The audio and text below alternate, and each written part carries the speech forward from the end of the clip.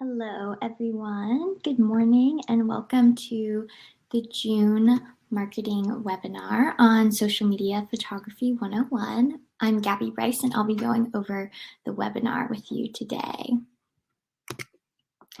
So today we'll be going over background, lighting, and framing in your photos.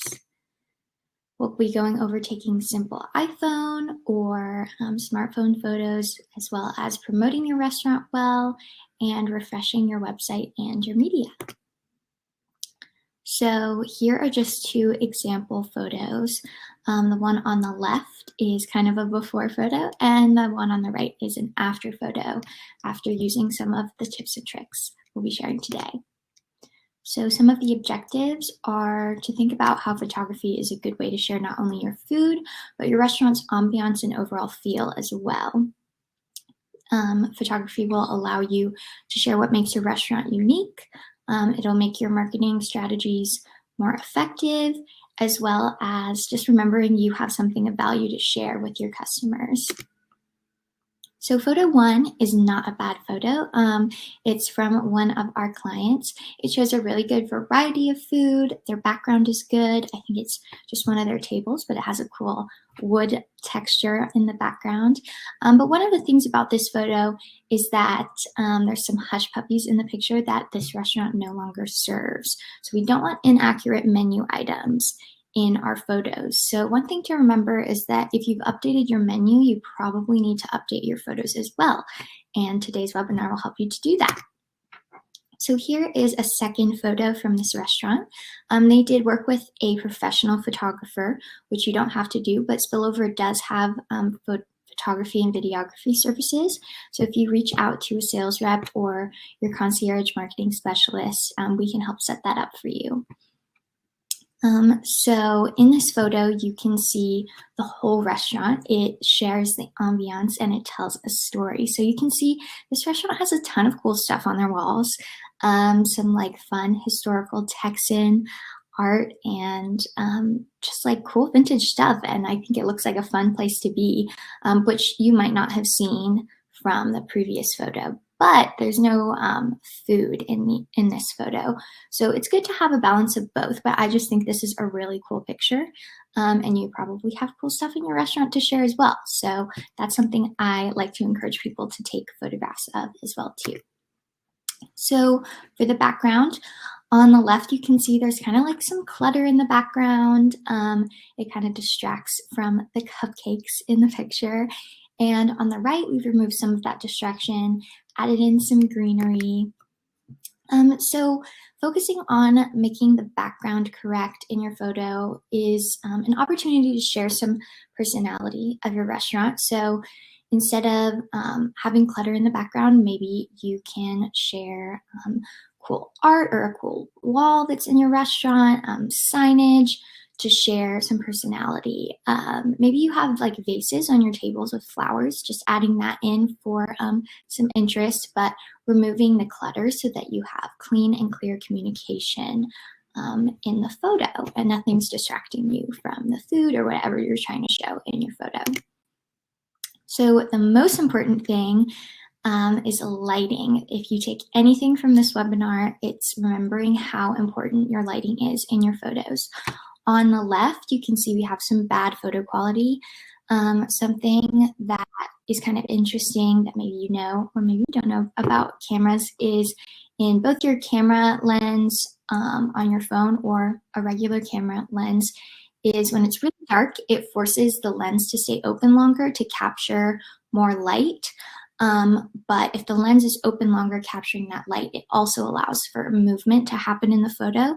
So it makes the photo blurry or grainy and just overall affects the photo quality badly. And on the right, we're just using some natural lighting from a window and it looks bright and you can see all of the colors and it's crisp. So natural lighting is always the safest route to go. Everyone has access to natural lighting. It's free. So I always encourage people to use natural lighting in their photos. Having good lighting leads to better photo quality. Again, we saw that blurry, grainy picture. We don't want that. To get good lighting in photos, just take your photos by windows on brighter days and just use sunshine. It'll always be the best lighting to go with. Framing is the third thing that we'll be talking about regarding photos. And so you can see on the left, again, there's kind of some clutter. Maybe the cupcakes isn't even the first thing that you notice in the picture. Maybe it's the notebook or some of the paperwork. And then on the right, your focus is definitely on the cupcakes. So one thing to remember with framing is that you can always crop your photo down smaller, but you can't make a photo bigger. So if you want the option to resize your photo, maybe leave a little bit of extra space around the edges just so that you have that option. Another thing is, again, having that clean background and removing distractions.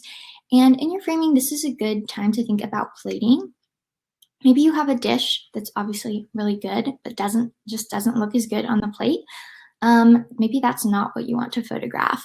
Maybe you do have a dish that is really popular and does look good on a plate. You can use, maybe you have cool colored plates that you can put them on, or use garnishes.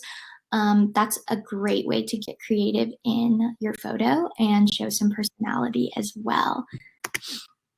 So strategy in action. So maybe you've got your photos down. Something to think about either way is to think about what story your restaurant tells, or what story you want your restaurant to tell, and to consider which photos would most effectively tell that story. So maybe you're a family restaurant and you want to share that with your community. Get a photo of the family that owns the restaurant and share that. Or maybe you have a great patio or outdoor space. Photograph that. Take pictures outside with the food outside.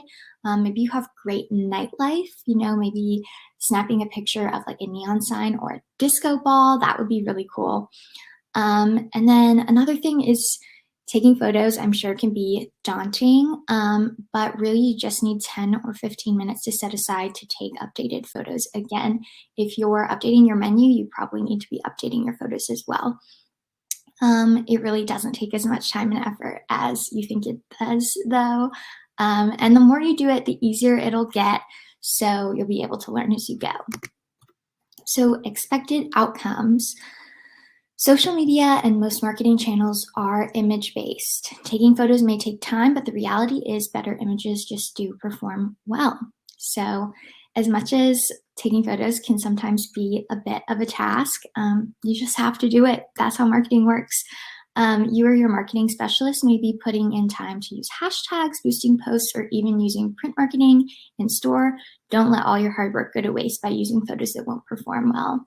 Again, we're all putting in the effort with marketing, but it's almost pointless if you're just using dark or blurry images that don't communicate what you want them to. So these images are the face of your establishment and could be the difference between a customer coming in or finding another place to go, right? Crisp photos are always more inviting than a dark, blurry image. The quality of your photos is something that you can control, as there's not a whole lot of things that you can control on convincing customers to come in, but that is definitely something you have complete control over. And it's not as much work as sometimes it seems. But yeah, we want to make sure that they're great, inviting images to get people to come in. So your tip of the month for me is to use the media library in Engage. You can upload your media to use across your website in pop-ups, in social and email campaigns, as well as in your calendar events. So if you upload your media into Engage, it's all in one place, it's organized. You can also use spillover content. I know Father's Day is coming up. If you want to make a social post about Father's Day, there's stuff in there for you to use right now. So I encourage you to do that. And to wrap up, we have our June National Food Holidays. There's some good ones in there, some seafood, which is great for summer, some drinks, National Fresh Fruit and Vegetables Month. And that is all I have for you. Please feel free to reach out if you have any questions, and good luck with your June marketing campaigns.